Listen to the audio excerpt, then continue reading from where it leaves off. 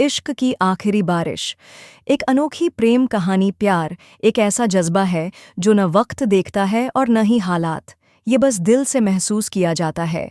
ये कहानी है रुद्र और सान्यान की, दो ऐसे लोगों की जो एक दूसरे से बिल्कुल अलग थे, लेकिन फिर भी उनकी मोहब्बत हर मुश्किल को पार कर गई। क्या हर इश्क अपनी मंजिल तक पहुंचता है, या कुछ कहानियां सिर्फ यादों में ही जिंदा रहती हैं? आइए जानते हैं इस खूबसूरत प्रेम कहानी में। मुंबई की तेज बारिश और बांद्रा की भीगी हुई गलियां, चारों तरफ पानी के छींटे और समंदर की हल्की हल्की लहरों का संगीत। ऐसे ही एक दिन रुद्र मेहरा अपनी बाइक पर तेजी से ऑफिस की तरफ जा रहा था। उसे मीटिंग के लिए देर हो रही थी। अचानक एक मोड़ पर उसकी बाइक सामने से आ रही लड़की से टकराने ही वाली थी कि उसने ब्रेक लगा दिया। लड़की के हाथ से उसकी फाइलें गिर गईं और वह गुस्से में बोली, तुम्हें दिखता नहीं क्या? रुद्र ने हेलमेट उतारकर उसकी तरफ देखा। सामने खड़ी लड़की की आंखों में गुस्सा था, लेकिन वो इतनी खूबसूरत थी कि रुद्र कुछ पल के लिए बस उसे देखता रह गया। सॉरी, गलती मेरी थी, रुद्र ने झुककर उसकी फाइलें उठाते हुए कहा। लड़की ने फाइल ली और मुड़कर जाने लगी। तभी रुद्र ने पूछा, वैसे तुम्हारा नाम क्या है? लड़की ने बिना पीछे देखे कहा, सान्या शर्मा। अगले दिन जब रुद्र अपने ऑफिस पहुंचा तो उसकी नज़र उसी लड़की पर पड़ी। सान्या उसी कंपनी में मार्केटिंग टीम में नई ज्वाइन हुई थी। अरे वाह, अब तो रोज मिलेंगे, रुद्र ने हंसते हुए कहा। सान्या ने उसे घूरते हुए जवाब दिया, बस काम की बात करना, बाकी की बातें मत करना। रुद्र को ये चैलेंज पसंद आया। वह हर दिन उसे हंसाने की कोशिश करता, कभी मीटिंग्स में मजाक कर, तो कभी लंच ब्रेक में उसकी पसंद की कॉफी लाकर।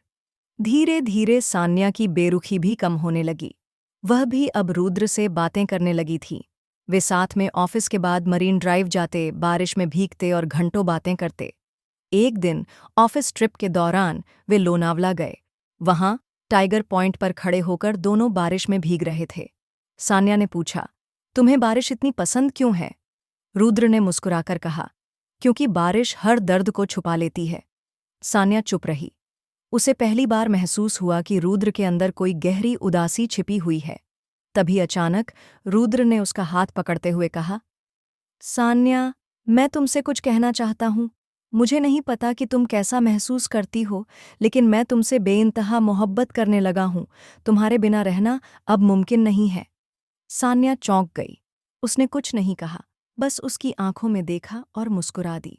मुझे सोचने के लिए थोड़ा वक्त चाहिए, उसने धीरे से कहा। रुद्र ने उसका हाथ छोड़ते हुए कहा, जितना भी वक्त चाहिए, मैं इंतजार करूंगा। रुद्र को लगा कि सान्या जल्द ही उसे हाँ कह देगी, लेकिन कुछ हफ्तों बाद सान्या ने उसे मिलने बुलाया। सान्या की आंखों में आंसू थे। रुद्र, मैं तुमसे बहुत प्यार करती हूं, लेकिन मैं तुम्हें धोखा नहीं दे सकती। रुद्र हैरान था। धोखा? कैसा धोखा? सान्या ने एक गहरी सांस ली और कहा, मुझे ब्लड कैंसर है और मेरे पास ज्यादा वक्त नहीं बचा है। रुद्र को लगा जैसे किसी ने उसके दिल पर चोट कर दी हो। तुमने पहले क्यों नहीं बताया? उसकी आवाज कांप रही थी। क्योंकि मैं नहीं चाहती थी कि तुम मुझसे हमदर्दी में प्यार करो, सान्या ने रोते हुए कहा। रुद्र ने उसके आंसू पोंछते हुए कहा, प्यार कभी हमदर्दी नहीं होता सान्या। मैं तुम्हारे आखिरी लम्हों को सबसे खूबसूरत बनाना चाहता हूं। रुद्र ने फैसला किया कि वह सान्या को कभी अकेला नहीं छोड़ेगा। उसने उसकी हर विश पूरी करने की ठान ली। वे गोवा गए, स्काई डाइविंग किया, पूरी रात बीच पर बैठे रहे और हर उस जगह गए जहां सान्या जाना चाहती थी। एक दिन जब वे मरीन ड्राइव पर बारिश में खड़े थे, सान्या ने रुद्र को गले लगाया और कहा, अगर दूसरी जिंदगी मिली तो मैं फिर से तुमसे प्यार करना चाहूंगी।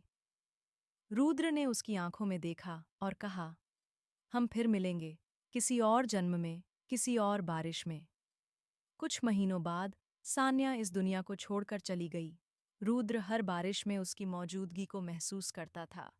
वह जानता था कि प्यार कभी खत्म नहीं होता, बस एक रूप से दूसरे रूप में बदल जाता है। सच्चा प्यार कभी खत्म नहीं होता, वह बस यादों में जिंदा रहता है। अगर आपको यह कहानी पसंद आई तो बताइए, क्या आप इसमें कोई और ट्विस्ट या नया अंत चाहते हैं?